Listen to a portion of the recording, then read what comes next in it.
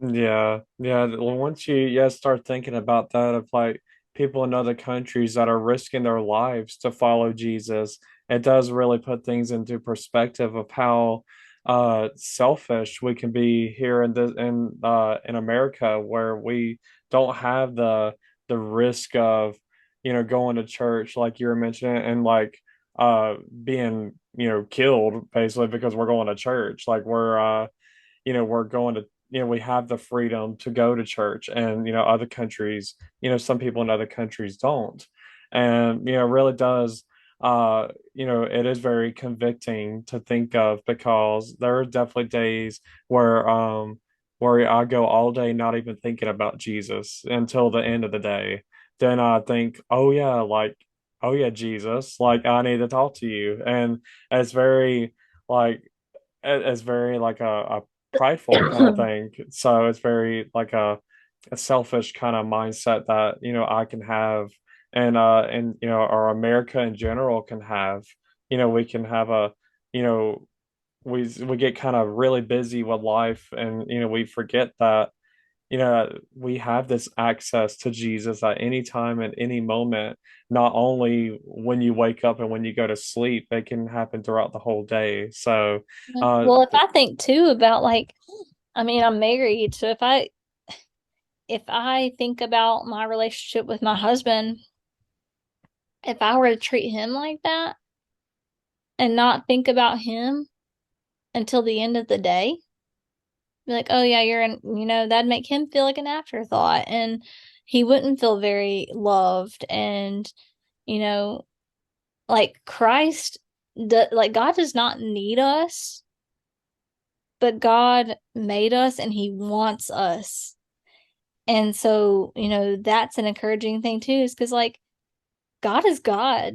I am not. God doesn't need me, but like He desires me and He wants me.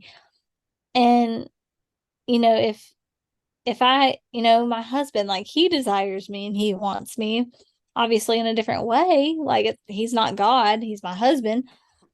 But,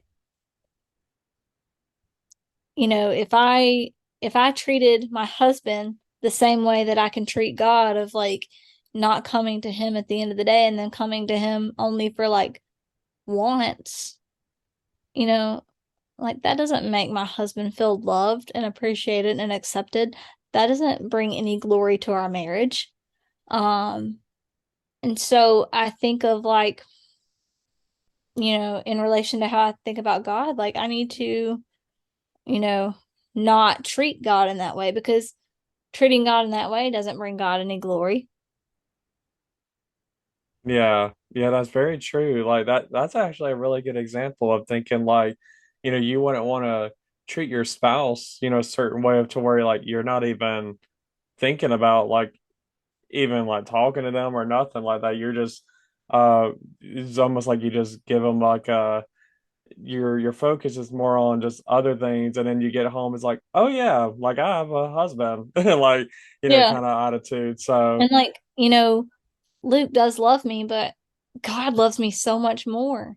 And yet I'm still apt to do that at times. So it's almost mind-boggling to me sometimes that we as humanity can be this way, because the humans in our lives, like they can love us and they can love us really well.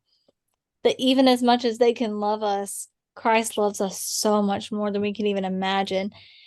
And yet we still are prone to do that. And it's just mind-boggling to me. yeah, And I'm it can. speaking to myself too. I'm not speaking to anyone in particular. I'm speaking to myself too. Because I am not a perfect human being. Yeah, that definitely, like, I could definitely see that. Like, if I were to be, if I had a spouse or a girlfriend or anything like that, I could see how that could be, something where you need to prioritize, Jesus above all, because he loves us more than anybody loves us. So, and I know, like, at first I heard this, like, when I started, like, the idea of like dating when I was like back 18 years old or so.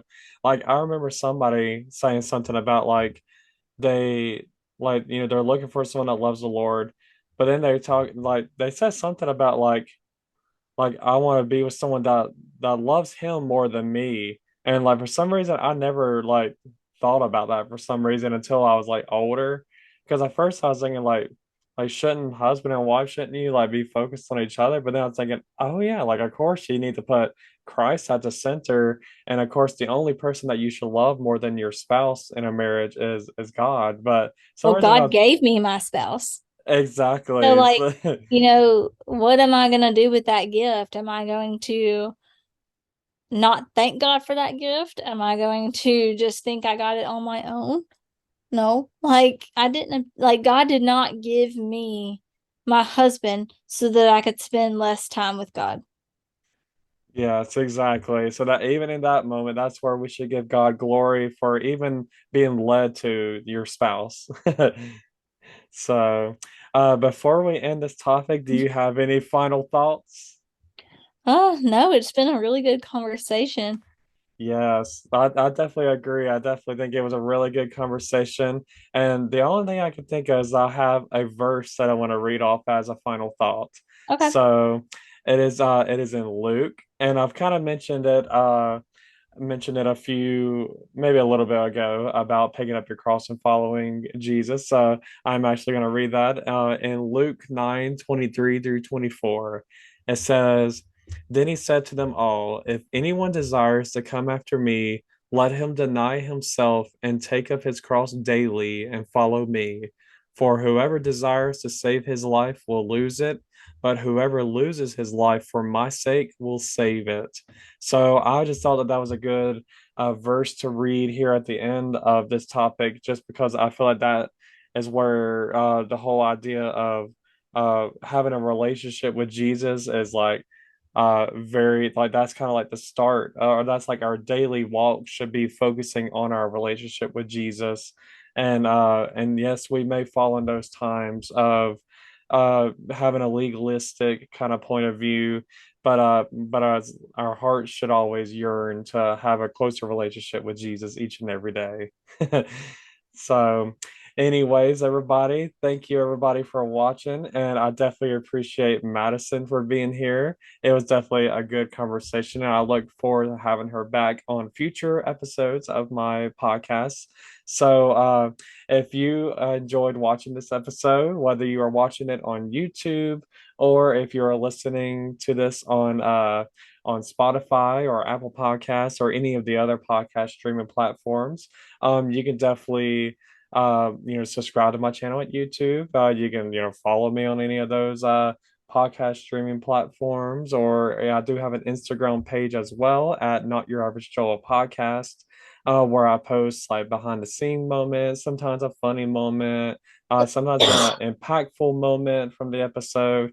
So be sure to check that out as well. So, anyways, thank you everybody for watching, and I will see y'all on the next episode of Not Your Average Joel. Bye. Bye.